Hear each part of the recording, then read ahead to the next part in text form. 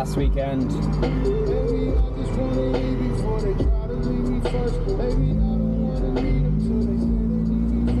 Last weekend was the weekend I did the cactus medicine, San Pedro. It was fucking unbelievable. Someone was getting fucking bummed over there. It was probably the best experience I've ever had, and I wasn't expecting it. It was completely weird as well. And as soon as I got home, Leonie's asking me what happened and what it's all about, and I didn't know how to explain anything. It's just, the only way I can describe it is you're just in and out of consciousness all day. Like 1 minute you're completely, I never felt like out of control or anything like that. I was completely, it's like sobering, but it's also like really jaded. Other than, there's a video, well there's a lot of videos that Dr. Joe Dispenza talks about the different brainwaves that humans go through. I think it's alpha, beta, and theta. And theta is the bit where you're about to go to sleep, or first thing in the morning when you wake up, your brain is in that state. And that's why it is suggested that if you are trying to change subconscious patterns in your mind, that you do so before you go to sleep at night, like the last bit before you drop off to sleep, because your mind is receptive to then. And it was like that. Like 1 minute it just feels like you're just, I even went to grab my notepad just to write some stuff down. Somebody said it's quite handy if you can just jot some stuff down, because the week afterwards you'll get these things that keep coming back to you, and it's like the integration stage. And if you're able to interpret it or whatever, obviously you can take action based on what you experience. And it was like, I went to go grab my notepad and I was sat in the passenger seat there, because we obviously had our cars there, and you pretty much just sleep outside for the night. And it was on a hill, so I was like sat back in the chair like that, with the seat straight back where she is.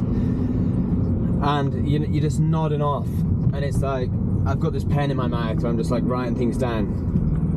Looking back through my journal now, it looks like a fucking toddler grabbed hold of that thing and had a load of cocaine and then just started scribbling nonsense through there. At the time, it seems like some of the stuff that came to me as well, it's like, obviously there's some really personal stuff that's not worth mentioning here, but there was also a couple of things, like the token that I hold, like the biggest one in my portfolio is ZKML. Like, I know it sounds so stupid, but it kept coming up, and I was like trying to just disregard it, because I was thinking this is just like my confirmation bias telling me, oh, look at this, and like, because that's what I want to be true, because it makes up the most of my holdings. And then I was like questioning everything, because you're still in a position to like understand what's going on, but these messages are so vivid and so clear. And it was like ZKML, and obviously I had things like personal things, family things about my granddad and my wife and all these other things, which I've obviously written down. And then just in the same like sequence, it was like ZKML kept coming up again, and then the number 450 was coming up, and I don't know what that means. 450, 450. I mean, you can use your confirmation bias again just to suit whatever narrative you want. But all I can remember was I wrote it down. I was sat there for ages, and I was just thinking, fuck. And I was like, fuck, I better write this down, because tomorrow it's just going to slip my mind, and I'll have forgotten like critical points. And I've been thinking back, and this happened at several points during the day. It wasn't just like once where it came up. I was really confused, because I was thinking how bloody ridiculous it could be at the time, and I was like, what do I need to know? And then this voice or whatever it was, I don't know, it is so hard to describe. My higher self, or what do they call it? Your higher self, ultimate source, infinite source, I forget what the term is, but God, I don't fucking know. Could have been anything. And it was saying, you will sell it too early, you will regret it. And every time I was like, what do I need to know? It was like, you're fine, you know what you're doing. It was like the most loving experience, and talking to people about it before I was going there and everything else, people that I'd spoken to that had, you know, psilocybin, magic mushrooms and other stuff, granted the intention was different when they did it, they were pissed up and stuff like that, but I also know people that have done it without drinking and things, because I think obviously that's the difference, is the intention that you have behind it. You're not going there, it's not like coke and God knows what other drugs. You're not, those sorts of things, you know, notoriously you take them to escape from your situation, but with these things, in my opinion, you take them because you want to dive deeper and you want to break in rather than break out. So you're searching for answers, but you're not trying to escape. You're actually looking more into yourself, and it's a different thing altogether, because quite often, if you have experienced a bad experience, unfortunately I haven't, but for the people that do, they still do it and go through the process, even though they know it might not be a good experience. And one of the guys I met there was really interesting. He's actually a comedian. I didn't speak to him all day because I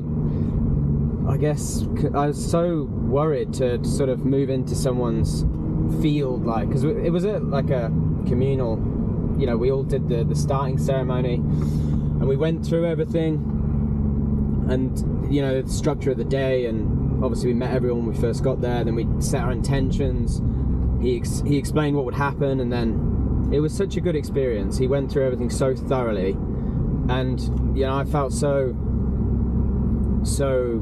safe, especially because, like, as I said in the other video, I've done plenty of drugs before, and you're sort of with your mates out in the middle of Ibiza or somewhere fucking stupid, but it's, or like Amsterdam, but it's not like that. This is, you're in a field and you're literally just with nature, and until you've experienced it, I remember just I was staring at this, I was like sat on this like mattress thing, thinking to myself, all I could see were these ants going up this tree. I was just like, what the fuck? We do these pointless tasks, jobs, all these different sorts of things, absolutely fucking pointless, and there's all this shit going on, and we just walk straight past it every day. Yeah, I remember just thinking, like, and Zach, the guy that was running this whole thing, the shaman or whatever, I think that's what you call him, he's obviously done a fair bit of training, and that's something I was told beforehand. If people are talking about themselves and like third person, or calling themselves a shaman in any way, they are not a shaman, because I believe it takes it's a very long journey, and there's obviously like a humbleness to it, so people that refer to themselves as that are probably, or more than likely, not that. He never did, and people spoke very highly of him, and they said that they'd been sat around the same tables as him for over 10 years, and when he was training and stuff, I didn't ask because I'm not, it would have been awkward, but the overall experience was unreal. And some of the people there was one woman, and she was nice, and yeah, a lot of them have come off the drink, some of them still drink, all different walks of life. It just sort of gathered everyone there together from all different spots, and they've all done, you know, the one that's the pinnacle, I think, or the one that you need to treat with the most respect is the toad, I believe, because that's the one where your physical body is there, but there is, you are under sort of you have no control of the physical body while you're there. You're just in a completely different dimension. So I'm not going to rush in and book that just yet, but I believe these things are every 3 months, so I'm really excited. As soon as I get the message, I probably will, because they don't come up frequently. But this was San Pedro, so it was a cactus-based medicine. I wasn't sick. A lot of people were purging and all this sorts of stuff. Some people were like, you know, impulsive screaming, and, you know, it's like a bit like a psychiatric ward where people just wandering the grounds. Overall though, so good, and if it exposes a part of me that needs more work or more attention, then so be it. So By the way, I really appreciate the people who've watched these videos, and the guy who wrote, I think his name was Glenn, who wrote me a really nice message the other day saying that he always watches these videos. I really appreciated that message. So it does me a huge favor if you like it, or just comment anything on it. And yeah, I want to keep making them and just keep up to date with the journey. That whole point about ZKML recently was so coincidental, because not even ever since then, that day, all it's done is just go on a fucking tear, and I have no explanation for it. It could be a complete coincidence, but I don't know. I don't really believe in coincidences anymore. I know that sounds ridiculous as well, but I don't know, there must be something to it. ZKML, it's just gone on an absolute, it's gone on a tear.